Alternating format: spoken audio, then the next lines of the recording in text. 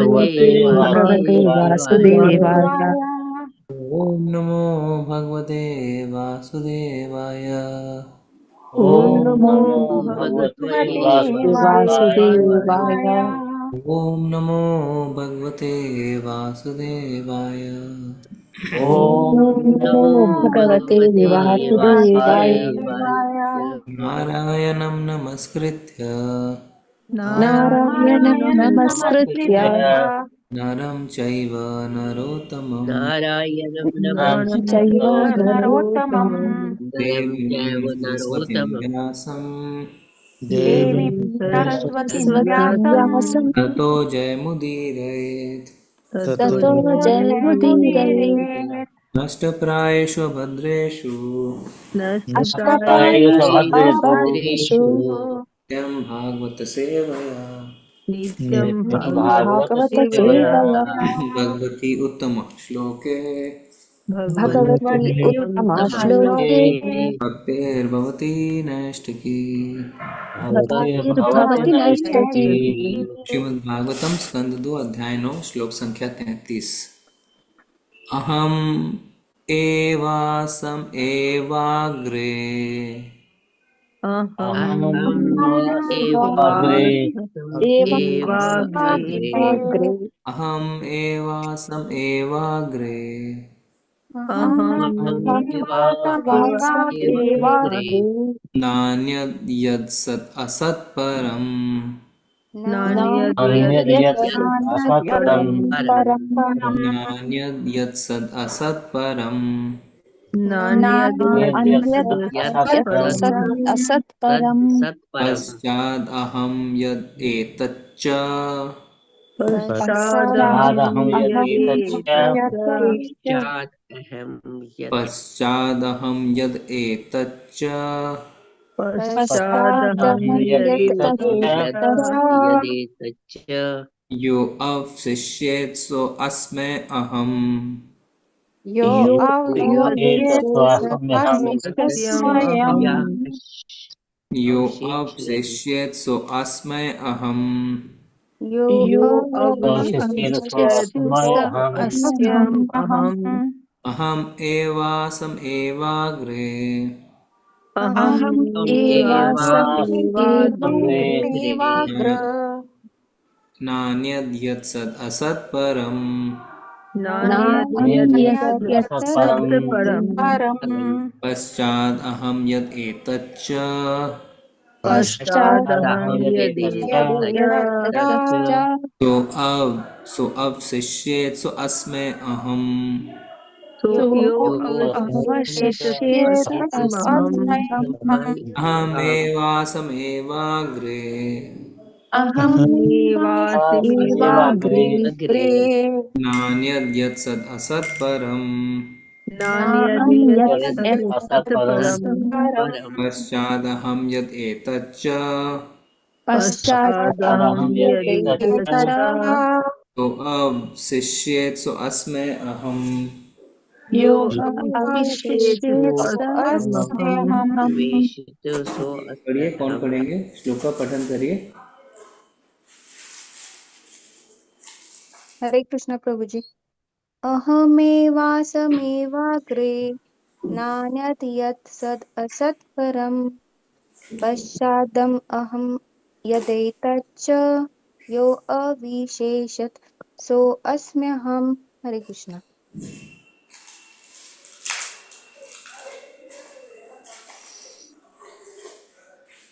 हरे कृष्ण प्रभु जी। हरे प्रणाम। अहमेवास्मेवाग्रे नान्यत् यत्सत्परं पश्चादहं यदि यो शिष्येत स्वाम्यहम्। हरे कृष्ण। हरे कृष्ण प्रभु जी। अहम एवासमेवाग्रे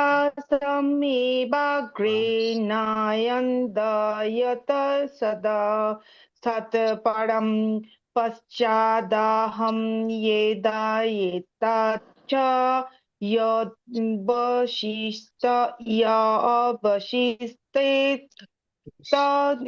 सोऽहश्चाहम्। हरे कृष्ण। हरे कृष्णा प्रभु जी। अहमेवासमेवाग्रे अहमेवाग्रे नान्यदियाद सदा असत्परम पश्चाद अहम यदेतच्च यो वशिष्येत सोऽस्म अहम। हरे कृष्णा।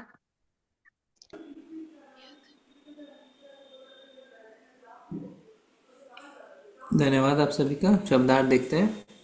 अहम मैं भगवान एव अहम मैं भगवान एव निश्चय ही आसम था एव केवल अग्रे सृष्टि के पहले, सृष्टि के पहले लिखा हुआ इसमें, न कभी नहीं, अन्यत अन्य कुछ, यत जो, सत कार्य असत कारण, परम परम पश्चात अंत में, अहम मैं भगवान, यत ये सब, एतत् सृष्टि च भी यह प्रत्येक वस्तु, अवशिष्येत बचा रहता है, सह वह, असीम अस्मि हूँ, अहम मैं भगवान।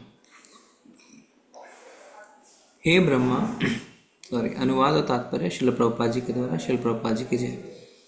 हे ब्रह्मा, वह मैं ही हूँ जो सृष्टि के पूर्व विद्यमान था, जब मेरे अतिरिक्त कुछ भी नहीं था। तब इस सृष्टि की कारण स्वरूपा भौतिक प्रकृति भी नहीं थी। जिसे तुम अब देख रहे हो वह भी मैं ही हूँ, और प्रलय के बाद जो शेष रहेगा वह भी मैं ही हूँ। कृपया दोहराएं। हे ब्रह्मा, हे ब्रह्मा, हे ब्रह्मा, वह मैं ही हूँ जो सृष्टि के पूर्व विद्यमान था, वह मैं ही हूँ जो के पूर्व सृष्टि के विद्यमान पूर्व विद्यमान था, जब मेरे अतिरिक्त कुछ भी नहीं था। जब जब मेरे मेरे के अतिरिक्त अतिरिक्त कुछ भी नहीं था। तब इस सृष्टि की कारण स्वरूपा तब इस तब इस सृष्टि की स्वरूपा कारण स्वरूपा भौतिक प्रकृति भी नहीं थी, भौतिक प्रकृति भी नहीं प्रकृति थी। भी नहीं थी। जिसे तुम अब देख रहे हो जिसे तुम अब देख रहे हो वह भी मैं ही हूँ, वो भी मैं ही मैं ही हूँ, हूँ, और प्रलय के बाद जो शेष रहेगा और और प्रलय प्रलय के के बाद बाद जो शेष जो रहेगा शेष रहेगा वह भी मैं ही हूँ। वो भी मैं ही मैं हूँ। ही हूँ। इसका तात्पर्य थोड़ा बड़ा है, तो अभी हम प्रार्थना करते हैं, फिर उसके बाद हम तात्पर्य पढ़ेंगे। ओम अज्ञानतिमिरन्धस्य ज्ञानञ्जनशलाकया चक्षुरुन्मिलितं येन तस्मै श्रीगुरुवे नमः। श्रीचैतन्यमनोभीष्टं स्थापितं येन भूतले स्वयं रूपा कदा मह्यं ददाति स्वपदान्तिकं। वन्देऽहं श्रीगुरो श्रीयुत्पदकमलं श्रीगुरून् वैष्णवांश्च श्रीरूपं सागरजातं सहगं रघुनाथान्वितान्तं सजीवं साद्वैतं सावधूतं परिजनसहितं कृष्णचैतन्यदेवं श्रीराधा कृष्णपादान् सहगं ललिता श्रीविशाखान्वितांश्च। नमो विष्णुपादाय कृष्णप्रेष्ठाय भूतले श्रीमते भक्तिवेदान्तस्वामिनिति नामिने। नमस्ते सारस्वते देवे गौरवाणी प्रचारिणे निर्विशेषाय शून्यवादी पाश्चात्यदेशतारिणे। वाञ्छाकल्पतरुभ्यश्च कृपा सिन्धुभ एव च पतितानां पावनेभ्यो वैष्णवेभ्यो नमो नमः। हे कृष्ण करुणा सिन्धु दीनबन्धु जगत्पते गोपेश गोपीकान्त राधाकान्त नमोस्तुते। तप्त कांचन गौरांगी श्रीराधे वृंदावनेश्वरी वृषभानुसुते देवी प्रणमामि हरिप्रिये। जय हो श्री कृष्ण चैतन्य प्रभु नित्यानंदा श्री अद्वैत गदाधर शिवसादि गौर भक्त वृंदा। नमो महावदन्याय कृष्ण प्रेम प्रदायते कृष्णाय कृष्ण चैतन्य नामने गौरतिशे नमः। हरे कृष्णा कृष्णा कृष्णा हरे हरे, हरे राम राम राम हरे हरे। अहम एवासमेवाग्रे नान्यद् यत्सत् असत् परं पश्चात् अहम यद् एतच्च यो अवशिष्येत् सो अस्मै अहम। हे ब्रह्मा, वह मैं ही हूँ जो सृष्टि के पूर्व विद्यमान था, जब मेरे अतिरिक्त कुछ भी नहीं था। तब इस सृष्टि की कारण स्वरूपा भौतिक प्रकृति भी नहीं थी। जिसे तुम अब देख रहे हो वह भी मैं ही हूँ, और प्रलय के बाद जो शेष रहेगा वह भी मैं ही हूँ। धन्यवाद। तात्पर्य में जाने से पहले हम इसका अनुवाद देखेंगे। देखिए, ये बहुत ही महत्वपूर्ण श्लोक है। हम जब श्रीमद् भगवत गीता, श्रीमद् भागवतम का पठन शुरू करते हैं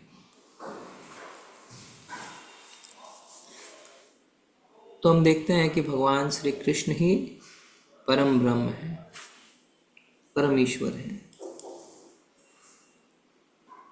हो सकता है कि कई बार हमने पहले कुछ टीवी पे पढ़ रखा हो, टीवी पे देख रखा हो, कहीं किसी किताब में कुछ पढ़ रखा हो, किसी से कुछ सुन रखा हो, और अलग अलग देवी देवताओं को हम परम मानते रहे हों।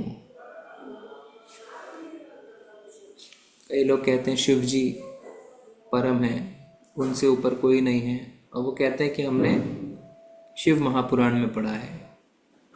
कई लोग कहते हैं देवी परम है, देवी के ऊपर कोई नहीं है, और वो कहते हैं कि हमने इसे भी पुराणों में पढ़ा है। यहाँ पे इस श्लोक में भगवान अपने मुख से खुद कह रहे हैं, मैं ही हूँ जो सृष्टि के पूर्व विद्यमान था। ये एविडेंस है, एक बहुत इम्पोर्टेंट एविडेंस। ये श्लोक को आप सबको नोट कर लेना चाहिए, क्योंकि कई लोग आपको मिलेंगे जो कहेंगे कि आप क्यों कहते हैं कि भगवान श्री कृष्ण परम है। आप उन सबको ये श्लोक दिखा सकते हैं। ऐसा नहीं कि शास्त्र में सिर्फ यही एक श्लोक है, काफ़ी श्लोक मिलेंगे आपको। इस टॉपिक पे आपको सारे श्लोक इकट्ठे करने चाहिए। जैसे भगवत गीता में भगवान कहते हैं, क्या क्या कहते हैं भगवान? आपको किसी को पता है कौन सा श्लोक है? डायरेक्ट 10.8 में भगवान ने क्या कहा है?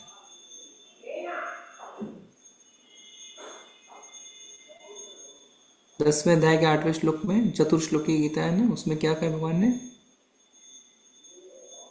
हरे कृष्ण प्रभु जी। अहम सर्वस्य प्रभुवो मतः सर्वं प्रवर्तते इति मत्वा भजन्ते मां बुधा भाव समन्विता। थैंक यू माता जी। अहम सर्वस्य प्रभुवो, अहम मैं, सर्वस्य प्रभुवो, मैं ही सब कुछ हूँ। तो कई बार भगवान खुद ही कहते हैं। तो हम इकट्ठा करके रखें एक जगह सारे श्लोक जहाँ पे भगवान इस बात का एविडेंस दे रहे हैं, साक्ष्य दे रहे हैं कि उनसे ऊपर कोई नहीं है। तो ब्रह्मा जी को कह रहे हैं सृष्टि के पूर्व मैं था। तो आप कोई कह सकता है कि हो सकता है शिव जी भी हों, दुर्गा देवी भी हों, इसलिए आगे कह रहे हैं जब मेरे अतिरिक्त कुछ भी नहीं था। सृष्टि के पूर्व मैं था और मेरे अतिरिक्त कुछ भी नहीं था, यानी कोई नहीं था, सिर्फ मैं था। मैं यानी कौन? मैं यानी भगवान श्री कृष्ण। तब इस सृष्टि की कारण स्वरूप भौतिक प्रकृति भी नहीं थी। भौतिक प्रकृति कौन है? दुर्गा देवी। दुर्गा देवी प्रभु जी। दुर्गा देवी भी नहीं थी, भगवान लिख रहे हैं साफ साफ। तो जो कहते हैं शक्ति ही प्रधान है ना, कई लोग कहते हैं शक्ति ही प्रधान है, शक्ति के ऊपर, देवी शक्ति के ऊपर कुछ नहीं है। ये श्लोक को आप देख लीजिए जिसमें भगवान कह रहे हैं तब इस सृष्टि के कारण स्वरूप भौतिक प्रकृति भी नहीं थी। एक क्षण में उनका सारा डाउट सॉल्व हो जाना चाहिए जिनके दिमाग में ये भटा हुआ है कि देवी शक्ति ही प्रधान है। नहीं, ऐसा नहीं है। भगवान कह रहे हैं उस समय प्रकृति भी नहीं थी, दुर्गा देवी भी नहीं थी, और प्रलय के बाद जो शेष रहेगा वह भी मैं ही हूं। यानी कहने का अर्थ है सब आएंगे, सब जाएंगे, पर मैं हमेशा रहूंगा, सनातन। इसीलिए भगवान को कहते हैं आदि, हिस्टोरिकल। ब्रह्मा जी इसलिए बार बार भगवान को नमस्कार करते हुए क्या कहते हैं? क्या कहते हैं नमस्कार करते हुए? अनादिर आदिर गोविंद। हाँ, क्या कहते हैं नमस्कार करते हुए? क्या कहते हैं ब्रह्म संहिता के आखिरी लाइन में? ब्रह्म संहिता का हर श्लोक का आखिरी लाइन क्या है? तमहम भजामि। आदि पुरुषम तम हम। हाँ, गोविंदम आदि पुरुषम। आदि, आदि मतलब पुराणिक, हिस्टोरिकल। गोविंदम आदि पुरुषम तमहम, उनसे पहले कोई नहीं है। तो बहुत एविडेंस है शास्त्रों में, पर हम आंख बंद करके नजरअंदाज करेंगे तो हम नहीं सीख पाएंगे। पर इन सब चीज़ों को अगर हम अच्छी तरीके से समझ के अपने जहन में उतार लेंगे तो चीज़ें साफ साफ क्लियर हो जाएंगी कि भगवान ही आदि पुरुष हैं। अब इस तात्पर्य को हम थोड़ा थोड़ा पढ़ेंगे, थोड़ा थोड़ा समझेंगे, क्योंकि तात्पर्य बहुत बड़ा है। पढ़ेंगे एक एक करके। यस,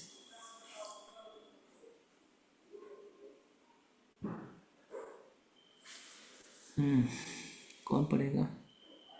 गिरजा माता जी शुरू करिए। हरे कृष्ण प्रभु जी। श्रील प्रभुपाद की जय। तात्पर्य प्रभुपाद। हमें ध्यान देना होगा कि ब्रह्मा को पूर्ण पुरुषोत्तम श्री भगवान संबोधित कर रहे हैं और पुरजोर शब्दों में स्वयं स्पष्ट कर रहे हैं कि मैं ही वो पूर्ण पुरुषोत्तम भगवान हूँ जो सृष्टि के पूर्ण विद्यमान था। मैं ही सृष्टि का पालन करता हूँ और प्रलय के पश्चात मैं ही बचा रहता हूँ। ब्रह्मा भी इन्हीं परमेश्वर की सृष्टि है।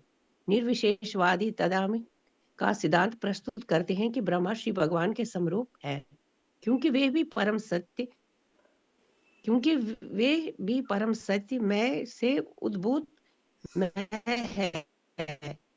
अतः जैसे कि इस श्लोक में वर्णित है, मैं के अतिरिक्त और कुछ भी नहीं है। निर्विशेषवादियों के तर्क को मानते हुए ये स्वीकार करना होगा कि भगवान सृष्टा मैं है और ब्रह्मा सृष्टा मैं। अतः इन दोनों में के बीच अंतर है। अधिष्ठान मैं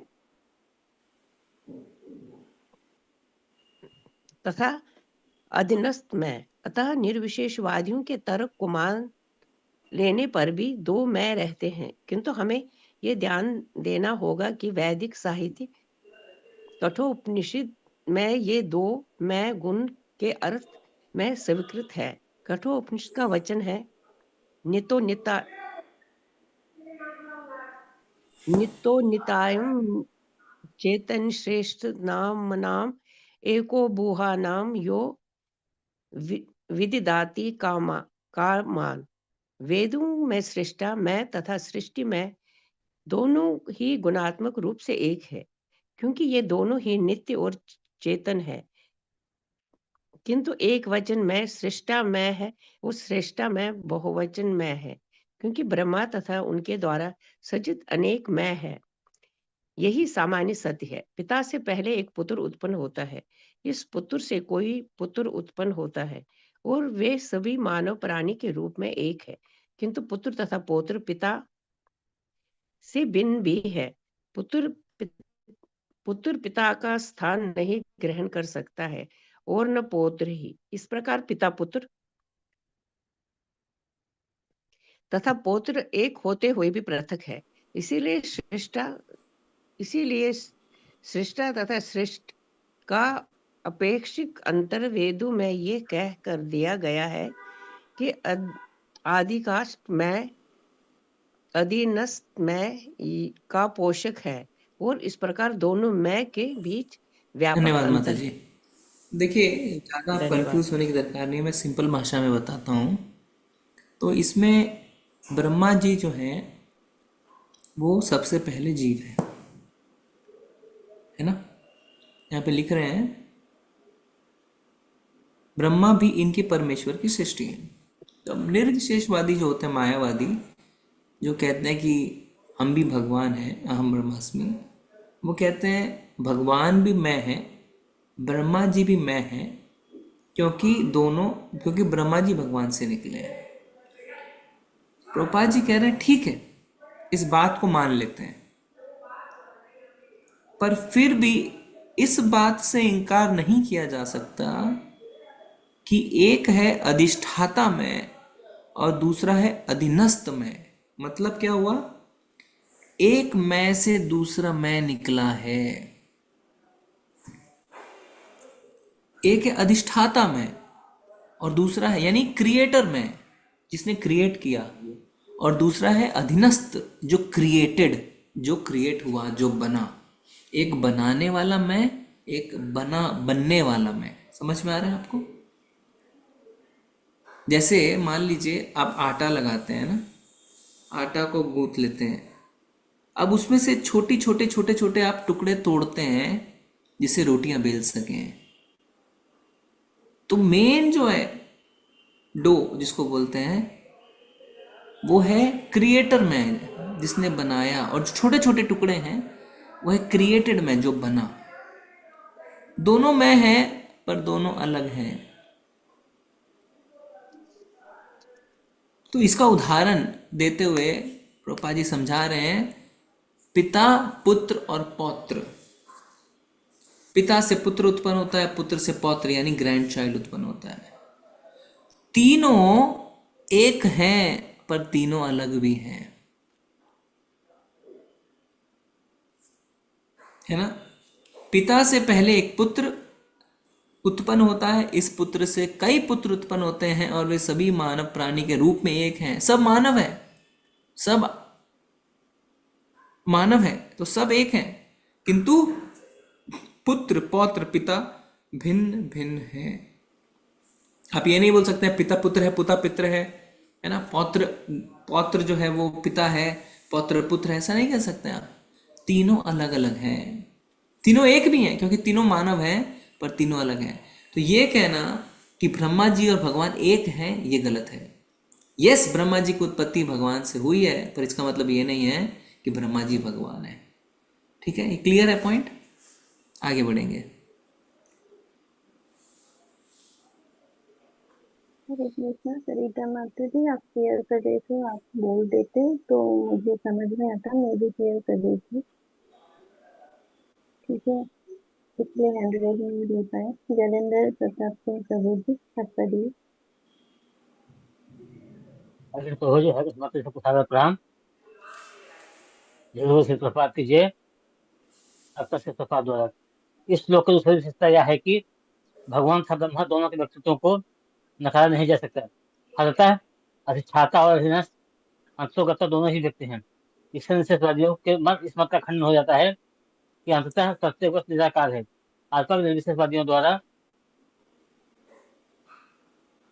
विशेष रूप का खंडन इसलिए हो जाता है कि प्रधान मैं परम सत्य है और वह व्यक्ति है ब्रह्मा। जो अधीनस्थ मैं है वह भी व्यक्ति है किंतु भगवान नहीं है। आध्यात्मिक मनोविज्ञान स्व का बोध अपने आप को परम सत्य मानने में भले ही सुविधा प्रदान करने वाला हो, किंतु प्रधान था अस्तित्व में अंतर सदैव रहता है, जिसकी ओर इस श्लोक में स्पष्टता इंगित है और जिसका निषेधवादी अत्यधिक दुरुपयोग करते हैं। ब्रह्मा अपने समक्ष अपने स्वामी को दिख रहे हैं, जो सृष्टि प्रलय के बाद भी दिव्य रूप में विद्यमान रहते हैं। ब्रह्मा ने जिस रूप का दर्शन किया वह सृष्टि के पहले भी विद्यमान था। संसार में जो भी कुछ भी दिख रहा है वह भी भगवान की शक्ति का विस्तार है। और भगवान की शक्ति के प्रदर्शन के अंत में जो कुछ बचता है वह भी पूर्ण पुरुषोत्तम भगवान है। अतः भगवान का रूप सृष्टि, पालन, संहार इन सभी परिस्थितियों में बना रहता है। बड़े सूत्रों में इस कथन की हुई है, वासुदेव वाइदम अग्रासीन न ब्रह्मा न च शंकर यकु नारायण आसीन न ब्रह्मा न शान आर्य। सृष्टि के पूर्व वासुदेव के अतिरिक्त कुछ नहीं था, न तो ब्रह्मा थे न शंकर, केवल नारायण थे, कोई दूसरा नहीं, न ब्रह्मा न ईशान। श्रीपाद शंकराचार्य ने भी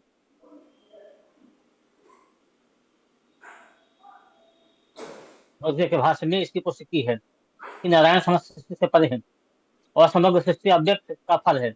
अतः सच्चा सृष्टि में सदैव अंतर रहता है, भले ही दोनों एक समान गुण वाले क्यों न हो। जी धन्यवाद। सृष्टा तथा सृष्ट में सदैव अंतर रहता है।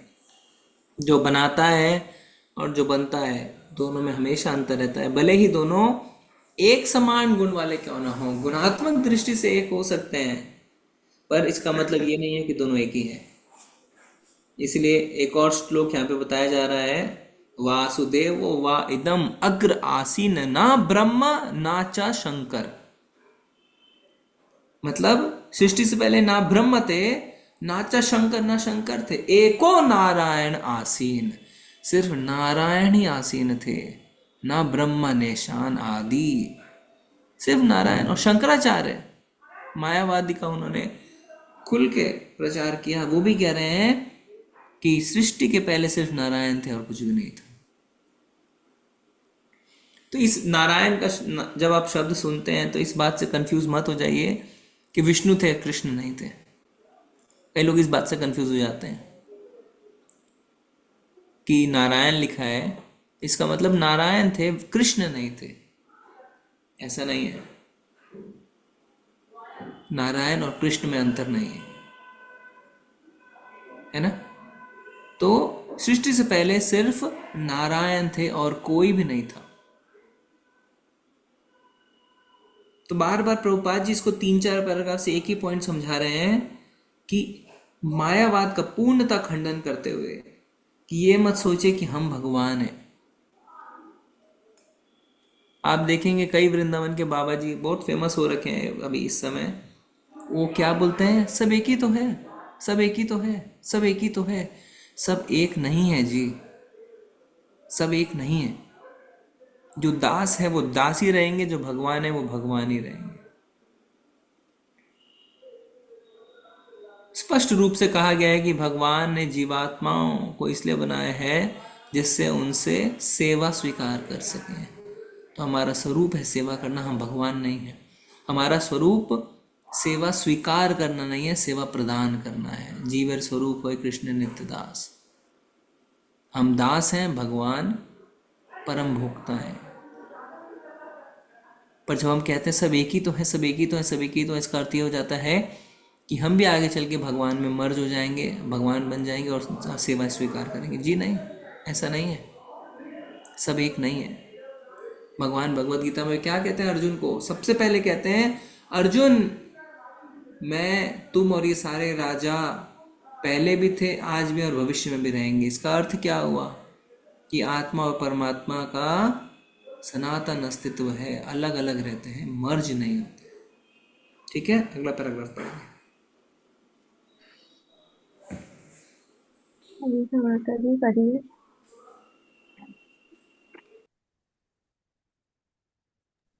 भूमिका माता जी। हरे कृष्णा सभी को। इस कथन की तीसरी विशेषता यह है कि भगवान परम सत्य है। श्री भगवान तथा उनके धाम की पहले ही व्याख्या की जा चुकी है। भगवान का धाम शून्य रिक्त नहीं है, जैसा कि निर्विशेषवादी बताते हैं। वैकुंठ लोक विविधता से पूर्ण है। उसमें 4 भुजाओं वाले निवासी भी हैं, जिनके पास विपुल वैभव है, और महापुरुषों के पास विमान तथा अन्य सुविधाजनक साधन तक उपलब्ध है। अतः श्री भगवान सृष्टि के पूर्व भी स्थित रहते हैं और वे वैकुंठ लोक में समस्त दिव्य विविधता के साथ रहते हैं। भगवत गीता में भी इन वैकुंठ लोकों को सनातन बताया गया है। ये इस विश्व के संहार के पश्चात भी नष्ट नहीं होते। ये दिव्य लोक पूरी तरह से भिन्न प्रकृति के हैं। उन पर सृष्टि, पालन तथा संहार के नियम लागू नहीं होते। भगवान के अस्तित्व से वैकुंठ लोकों का अस्तित्व सिद्ध होता है, जिस प्रकार राजा से राज्य का अस्तित्व सिद्ध होता है। श्रीमद् भागवत तथा अन्य शास्त्रों में विभिन्न स्थलों पर भगवान के अस्तित्व का उल्लेख मिलता है। उदाहरणार्थ श्रीमद् भागवत 2.8.10 में महाराज परीक्षित प्रश्न करते हैं, सा चापि यत् पुरुषो विश्वस्थित युद्ध भवाप्य मुक्त्वात्मया मायायाम मायेष्येते सर्वगुहाशया। जो भगवान सृष्टि, पालन तथा संहार के कारण स्वरूप हैं, जो माया के प्रभाव से सदैव मुक्त रहते हैं और उसके नियंता हैं, वे किस प्रकार प्रत्येक मनुष्य के हृदय में स्थित रहते हैं। इसी प्रकार विदुर का भी प्रश्न है, तत्वानां भगवन्तेषां कतिधा प्रतिसंक्रमः तत्रैमं का उपासीरन का स्वेदनुशेरते।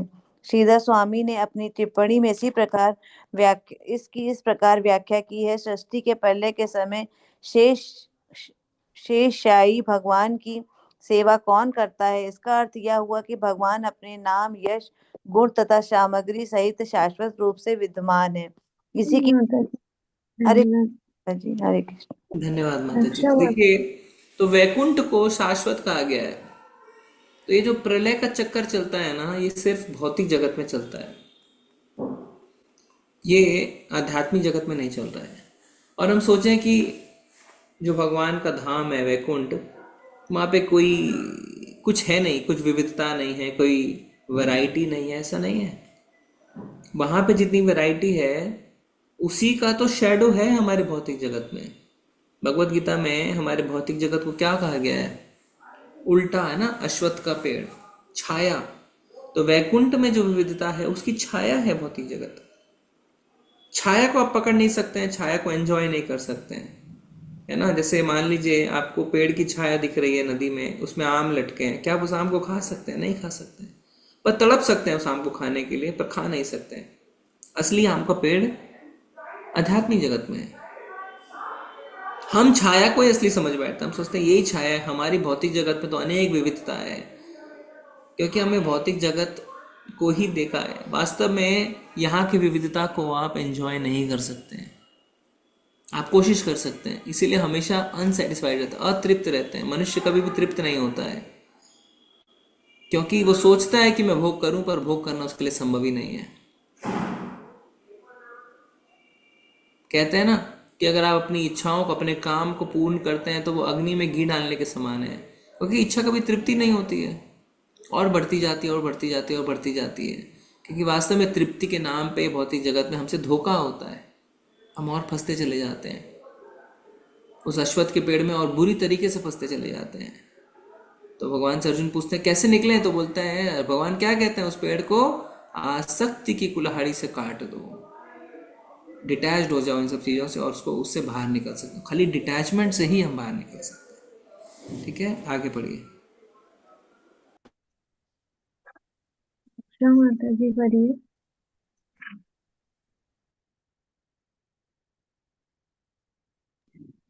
अच्छा माता जी पढ़िए।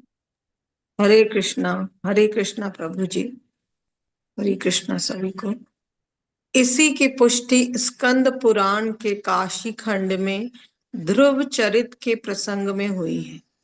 न च्यव्यन्ते अपि यद्भक्ता महात्म्या प्रलयापदि अतो अच्युतो अखिले लोके स एकः सर्वगोप्य अव्यय। भगवान की बात तो, और यहाँ तक कि भगवान के भक्तों का भी संसार के पूर्ण प्रलय के समय विनष्ट नहीं होता। भगवान परिवर्तन की तीनों अवस्थाओं में सर्वदा विद्यमान रहते हैं।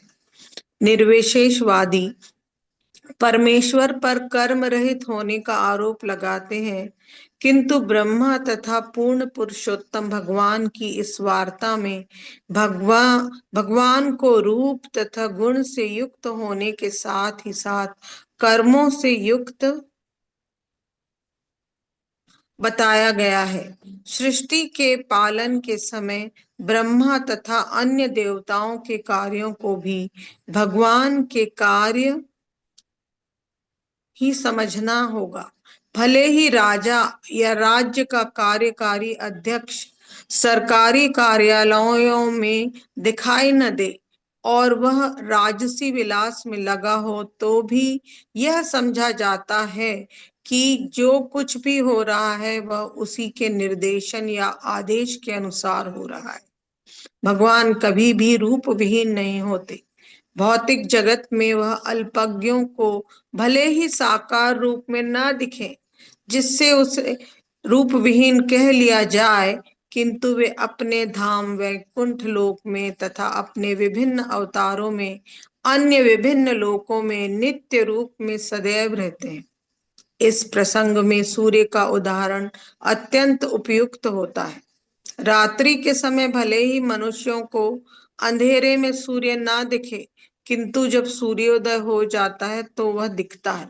यदि पृथ्वी के किसी एक भूभाग पर सूर्य दृष्टिगोचर नहीं होता, तो इसका अर्थ यह तो नहीं है कि सूर्य का कोई रूप नहीं है। जी धन्यवाद माता जी। तो देखिए कितना हरे इम्पोर्टेंट कृष्णा। है। ऊपर चलिए माता जी, लिखा है कि सिर्फ भगवान ही का जो, हाँ देखिए ऊपर, भगवान की तो बात ही, और यहाँ तक कि भगवान के भक्तों का भी संसार के पूर्ण प्रलय के समय भी नष्ट नहीं होता। यानी भगवान और भगवान के भक्त दोनों रहते हैं, क्योंकि आध्यात्मिक जगत में नित्य सिद्ध आत्माएं रहती हैं। 75%, 75% जो आकाश है वो आध्यात्मिक आकाश है, यानी ज्यादातर आत्माएं नित्य सिद्ध आत्माएं ही हैं। और आध्यात्मिक जगत का प्रलय के समय कोई विनाश नहीं होता है, तो यानी वो हमेशा रहती हैं। ये भौतिक जगत ही है जिसका विनाश होता है। तो ऐसा नहीं है कि सिर्फ वैकुंठ, अगर वैकुंठ लोक बच गया तो इसका मतलब ये नहीं खाली भगवान बच गए। वैकुंठ लोक में कौन रहता है? वैकुंठ लोक में भगवान के भक्त रहते हैं, तो सदा बने रहते हैं, सदा वहां पे चीजें चलती रहती हैं। और फिर अगले पैराग्राफ में रूपा जी समझा रहे हैं क्या, ये लोग कहते हैं भगवान का कोई रूप नहीं है। तो रूपा जी कह रहे हैं ऐसा हो कैसे सकता है कि भगवान का रूप नहीं है। मायावादी कहते हैं भगवान को कोई कार्य नहीं है। तो अलग, भगवान का अगर कोई कार्य नहीं है तो अभी जो ब्रह्मा जी और भगवान के बीच में बात हो रही है उसमें क्या भगवान कार्य नहीं कर रहे हैं? भगवान कह रहे हैं मैं ही सृष्टि करता हूँ, मैं ही पालन करता हूँ, मैं ही विनाश करता हूँ। बहुत सुंदर उदाहरण देते हुए प्रभुपाद जी बता रहे हैं कि हो सकता है कि सरकारी ऑफिस में कोई व्यक्ति कार्य करता हुआ दिखे, पर वास्तव में वो राजा के आदेश से कर रहा है, राजा का ही कार्य कर रहा है। रूप विहीन, अगर सूर्य दिखता नहीं है इसका अर्थ ये नहीं कि सूर्य है नहीं, सूर्य है। तो हमें अगर भगवान नहीं दिख रहे हैं तो ये मत कहिए कि भगवान का रूप नहीं है। दोष भगवान में नहीं है, दोष हमारी आंखों में है। मैंने कहा है ना, नाच ना आए आंगन टेढ़ा। नाचना नहीं आता और कहते हैं आंगन टेढ़ा है, हम इसीलिए नहीं नाच पा रहे। अरे दोष हमारे अंदर है कि हम भगवान नहीं देख पा रहे हैं, पर इसका मतलब ये नहीं है कि भगवान का रूप नहीं है। तो कई बार किसी ने पूछा भगवान कैसे दिखते हैं, तो उन्होंने कहा राधा रमन जी को देखो, भगवान ऐसे दिखते हैं। राधा रमन जी सालिग्राम से खुद प्रकट हुए, बोले ऐसे ही दिखते हैं भगवान। तो ये कहना कि भगवान का रूप नहीं है बिल्कुल गलत है। ठीक है, आगे बढ़ेंगे।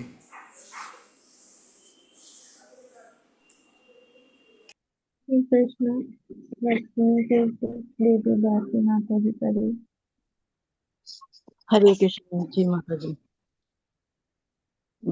बृहदाय बृहदायकः उपनिषद 1.4.1 में एक मंत्र है, आत्मवेदम अग्र आसीतः पुरुषः विविध। इससे पुरुष अवतार के भी पूर्व पूर्ण पुरुषोत्तम भगवान कृष्ण की उपस्थिति सूचित होती है। भगवत गीता 15.18 में कहा गया है कि भगवान श्री कृष्ण पुरुषोत्तम है, क्योंकि वह परम पुरुष है।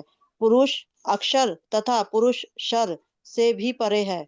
अक्षर पुरुष या महाविष्णु प्रकृति पर दृष्टिपात करते हैं, किंतु पुरुषोत्तम तो उनसे भी पहले से विद्वान थे। अंतः बृहदारण्यक उपनिषद में भगवत गीता के इस कथन की पुष्टि होती है कि श्री कृष्ण ही परम पुरुष पुरुषोत्तम है।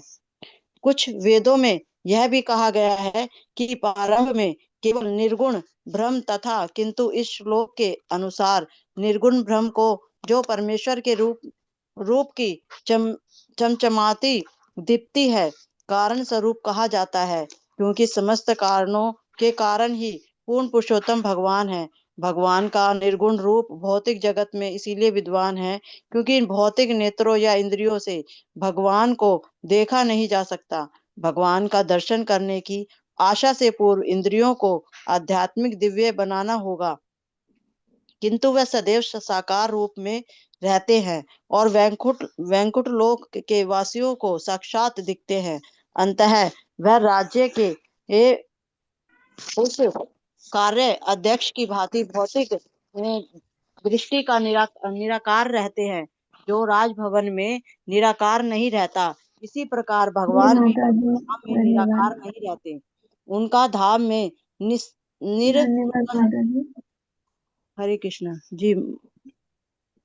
नीता अग्रवाल माता जी बढ़िए। हरे कृष्णा, दंडवत प्रणाम। हरे कृष्णा, सादर प्रणाम। जिस प्रकार राज्य का प्रशासक अध्यक्ष सरकारी दफ्तरों में निराकार रह सकता है, यद्यपि राजभवन में वह निराकार नहीं रहता, इसी प्रकार श्री भगवान भी अपने धाम में निराकार नहीं रहते। उनका धाम तो निरस्त हुक्म है, जैसा कि श्रीमद् भागवतम के प्रारंभ में ही कहा गया है। अतः जैसा कि प्रमाणिक शास्त्रों से प्रकट है, श्री भगवान के साकार तथा निराकार दोनों ही रूप स्वीकार्य हैं। श्रीमद् भगवद गीता 14.27 में श्री भगवान के इस रूप को जोर देकर इस प्रकार वर्णित किया गया है, ब्राह्मणों ही प्रतिष्ठा हम। इस प्रकार सभी प्रकार से आध्यात्मिक ज्ञान का गुह्य अंश श्री भगवान के व्यक्तित्व का साक्षात्कार है, उनके निराकार ब्रह्म रूप का नहीं। अतः मनुष्य का अंतिम लक्ष्य परम सत्य के इसी व्यक्तिगत साकार रूप का साक्षात्कार करने का होना चाहिए, ना कि निराकार रूप का। परम सत्य की विश्व चेतना तो समझने हेतु जिज्ञासा के लिए घट के भीतर तथा घट के बाहर के आकाश का दृष्टांत उपयोगी हो सकता है, किंतु इसका अर्थ ये कदापि नहीं होता कि झूठे दावे से श्री भगवान का अंश परम ब्रह्मा हो सकता है। इसका अर्थ केवल इतना ही होता है कि बद्ध जीव भ्रामक शक्ति माया के अंतिम फंदे का शिकार बन चुका है। श्री भगवान की विश्व चेतना के साथ तदात्मय का दावा करना भ्रामक शक्ति दैवी माया द्वारा तैयार किया गया अंतिम फंदा होता है। श्री भगवान के निराकार रूप के अस्तित्व के अंतर्गत भी मनुष्य को श्री भगवान के व्यक्तिगत साकार रूप के साक्षात्कार के लिए आकांक्षा रखनी चाहिए। जिस प्रकार मनुष्य भौतिक अस्तित्व के अंतर्गत ऐसी आकांक्षा रखता है और पश्चादहम यद एतच्च यो अविश्येत सो असम्यहम का यही भावार्थ है। धन्यवाद श्री माता नारद जी। मुनि- तो धन्यवाद। देखिए आप, कई बार जब हम देखते हैं कि प्रभुपाद जी पूरे एनर्जी के साथ हमें मायावाद, निर्विशेषवाद के खिलाफ तात्पर्य में चीज़ समझाते हैं, तो हमें लगता है कि प्रभुपाद जी इतना समझा क्यों रहे हैं। हमने तो मान लिया है इस बात को कि भगवान का साकार रूप है, हमने कॉन्टेस्ट थोड़ी किया है, हमारे मन में तो संशय भी नहीं है। पर जब एक ग्रंथ पे टीकाएं लिखी जाती हैं, वो टीकाएं पूर्ण तभी होती हैं जब चारों ओर से फुल प्रूफ होती हैं, और तभी वो एक संप्रदाय को आगे बढ़ाने में कार्य करती है। तो प्रभुपाद जी जो टीकाएं लिख रहे हैं, प्रभुपाद जी नहीं चाह रहे हैं कि किसी भी एंगल से इसको अधूरापन रह जाए, या कल के दिन अगर कोई इसे उठाए, कोई मायावादी उठाए और चैलेंज कर पाए, क्योंकि ये सब के लिए बन रही है। और प्रभुपाद जी के जो इंस्ट्रक्शंस हैं, जिसके बेसिस पे ये मिशन है, जिसके बेसिस पे इस्कॉन की संस्था है, जिसके बेसिस पे ये संप्रदाय आगे बढ़ रहा है, उसमें कहीं भी कोई चूक नहीं होनी चाहिए। आज जब हम भक्ति में पहला कदम रख रहे हैं, हमें लगता है कि हमें कोई संशय नहीं है कि भगवान निराकार हैं, हमें पूर्ण तरीके से विश्वास है भगवान का साकार रूप है। पर जब आप आगे बढ़ेंगे, हो सकता है एक ऐसा दिन आएगा जब एक बहुत ही प्रभावशाली मायावादी को आप भूल से सुन लें और उसके कुछ आर्गुमेंट सुन लें, और उस टाइम आपको आपका विश्वास डगमगाने लगे, आपको लगे अरे ये तो बिल्कुल सही कह रहा है, भगवान तो निराकार ही है। उस समय आप प्रभुपाद जी की किताबों को पढ़ के चीज़ें अच्छी तरीके से समझ सकते हैं। उस समय आप प्रभुपाद जी की लिखी टीका याद कर सकते हैं, और आपको वापस पटरी पे आने में सहयोग मिलेगा। चैतन्य महाप्रभु ने कहा है कि जो मायावाद का लेक्चर सुनेगा, जो उसका प्रवचन सुनेगा, वो पूरी तरीके से खत्म हो जाएगा। पर भूले भटके अगर आप कहीं ऐसा सुन लें, तो आप उस समय प्रभुपाद जी के तात्पर्य को याद कर सकते हैं।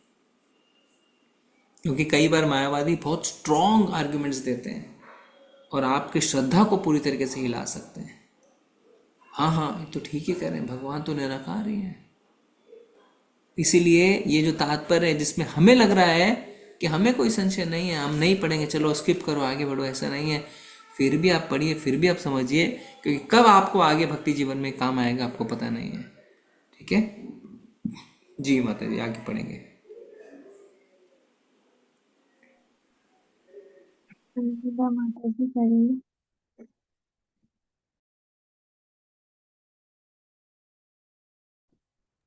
हरे कृष्णा माता जी, किसका बता रहे हैं? मेरा नाम है। हाँ, आप ही करिए।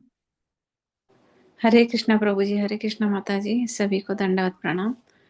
कहाँ से? नारद को उपदेश देते हुए यहाँ से। जी माता जी।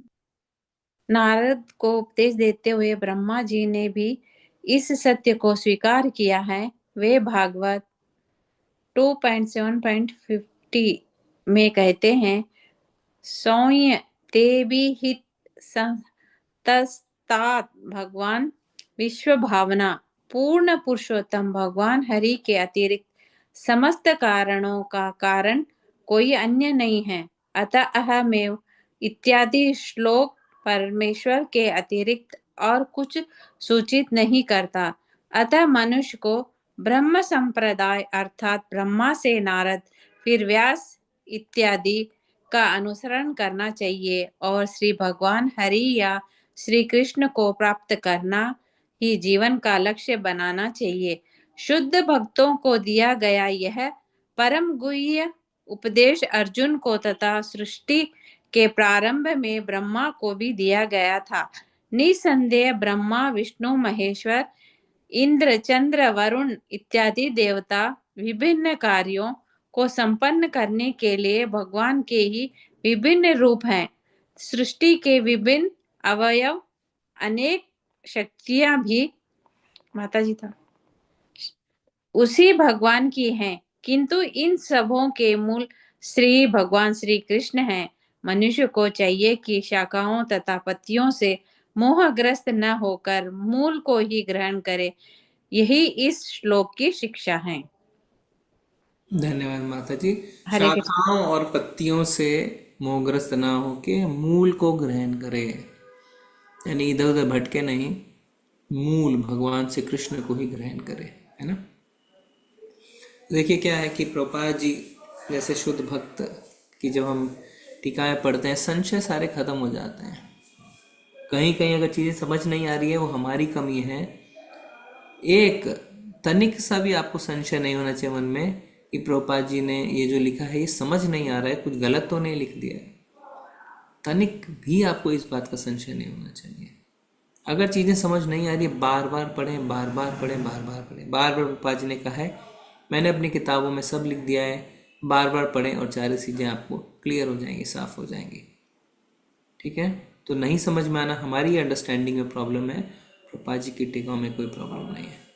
ओके, तो आज बहुत ही सुंदर श्लोक था ये, बहुत ही अच्छा श्लोक, इम्पोर्टेंट श्लोक हमारे लिए भी, क्योंकि हमारी भी देखिए पढ़ने से क्या होता है, नॉलेज से हमारी जो श्रद्धा है, हमारा जो फेथ है वो फर्म होता है। क्योंकि अन्यथा क्या होगा, आपको कोई भी उठ पटांग के लॉजिक दे के, कारण दे के आपकी श्रद्धा को हिला सकता है। पर अगर आपने डायरेक्ट शास्त्र पढ़े हैं तो आपकी श्रद्धा अटल होती है। फिर आप उसको उल्टा बोल सकते हैं कि पर भगवत गीता में तो ऐसा पढ़ा है मैंने, पर भागवतम में तो ऐसा पढ़ा मैंने, तो फिर आप ऐसा क्यों कह रहे हैं। फिर उस सामने वाला व्यक्ति समझ जाएगा कि ये जो व्यक्ति है वो शास्त्रों का रेफरेंस दे के बात करते हैं, है ना। अपने मन गढ़ंत कहानियों में उनको उलझाया नहीं जा सकता। कई अलग अलग संप्रदाय हैं जो अपनी खुद की किताबें निकालते हैं और समझाते हैं चीज़ों को, कहते हैं हमारे गुरु ही ईश्वर है, हमारे गुरु ये हैं। तो आप उनको कह सकते हैं शास्त्रों का आप हमें, देखिए कभी भी किसी के प्रति आप रूड बिहेवियर ना करें, है ना।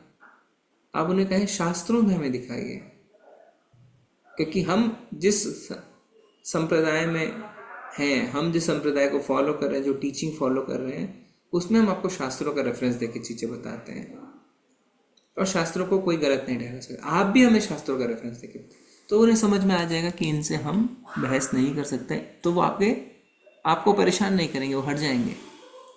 तो हमेशा कोई भी चीज़ें, इसलिए प्रभुपाद जी जो अपने तात्पर्य को लिखते हैं इतने सारे शास्त्रों का रेफरेंस देते हैं, क्योंकि नाम है यथारूप, एज इट इज, अपने मन से कुछ भी नहीं, जो शास्त्र में है पूर्णता वही बताना। ठीक है, धन्यवाद आप सभी का। आज हम चर्चा को यहीं रोकते हैं। किसी का कोई प्रश्न या कोई कुछ पूछना चाहता है तो पूछ सकते हैं। हरे कृष्णा। या किसी को कुछ ऐड करना है तो ऐड कर हरे सकते कृष्णा प्रभु जी। प्रभु हैं। जी, ये जो 33 श्लोक से आप स्टार्ट हुआ है, इसमें ये चतुर्श्लोकी गिने जाते हैं प्रभु जी? हाँ, अभी आएगा माता जी, इसमें हम पिछला देखे मतलब ना। ये यहीं से शुरू हुआ ना 33 से? हाँ, पिछले दो श्लोक पहले क्या बताया गया था कि भगवान, जब ब्रह्मा जी के जो 4 प्रश्न है ना, हाँ उसका जी, भगवान ने हाँ उत्तर जी, देना शुरू कर दिया। तो जो जी ये जी 4, हाँ, भगवान ने उत्तर देना शुरू किया, इसको चतुर्श्लोकी भागवतम कहते हैं। जी तो जी। इसके पिछले ये वाला जो श्लोक था, हाँ जी माता जी जी, उसमें उन्होंने जी, जनरल बताया और अभी स्पेसिफिक बता रहे हैं। ठीक है, ठीक है प्रभु जी। धन्यवाद प्रभु जी। हरे कृष्णा। हरे कृष्णा। 31 से उन्होंने जवाब देना शुरू किया है ना। जी क्योंकि ब्रह्मा जी के 4 प्रश्न और उनके उत्तर दे रहे हैं भगवान। जी जी प्रभु जी।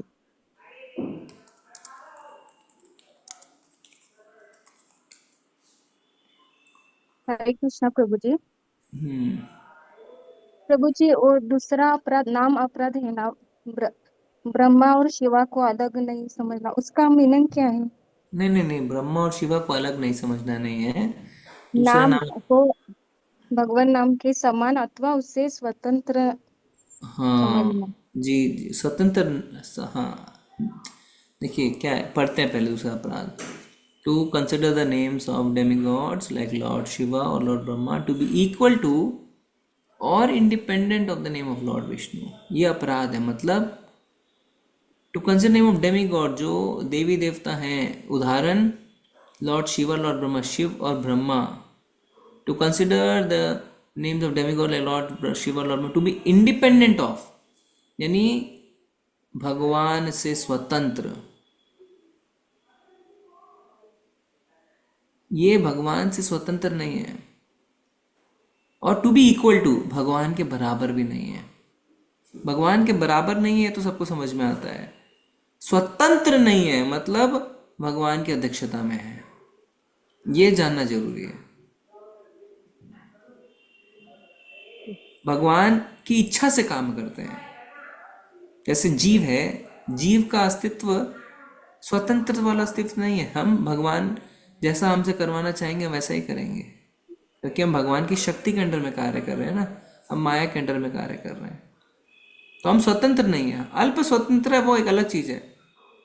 पर इसी तरीके से जो देवी देवता हैं, यानी जैसे शिव जी और ब्रह्मा जी, वो भगवान से स्वतंत्र नहीं, मतलब वो अपनी अपनी नहीं चला सकते, भगवान की अध्यक्षता में कार्य करते हैं।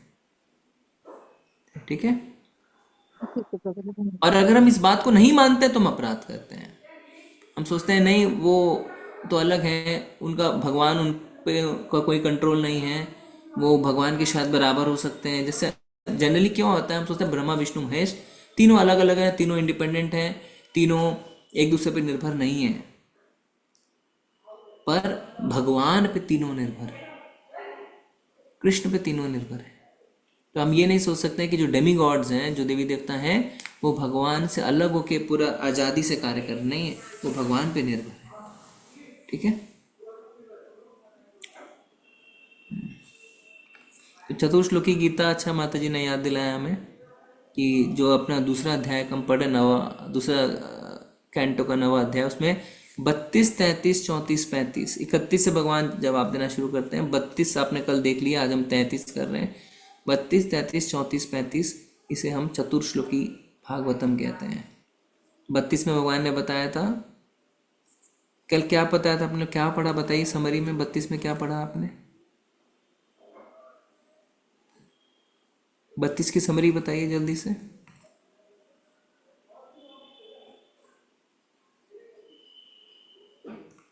बत्तीस में यही था ना कि भगवान की कृपा पे ही सब कुछ निर्भर है, करेक्ट? जी प्रभु।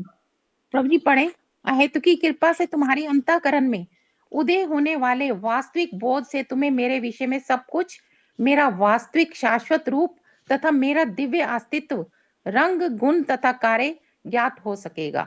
जी, अहेतु की कृपा से ज्ञान जो हमारे अंदर आएगा वो अहेतु की कृपा से आएगा। ये मत सोचिए कि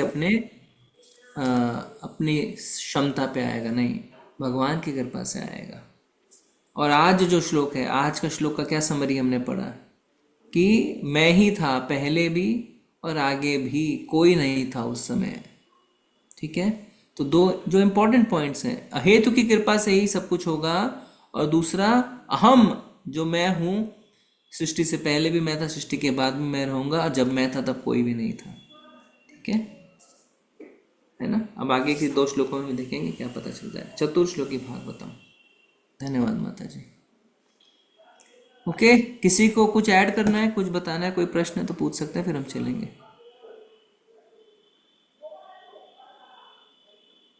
ठीक है, धन्यवाद आप सभी का। वांछा कल्पतरुभ्यश्च कृपा सिन्धुभ्येव च पतितानां पावनेभ्यो वैष्णवेभ्यो नमो नमः। अनंत कोटि वैष्णव वृंद की जय। नामाचार्य श्री हरिदास ठाकुर की जय। श्री प्रभुपाद की जय। ग्रंथराज श्रीमद् भागवतम की जय। हरे कृष्ण। सभी को दंडवत प्रणाम। हरे कृष्ण प्रभु जी। हरे कृष्ण हरे कृष्ण प्रभु जी, सादर प्रणाम। हरे कृष्ण। हरे कृष्ण।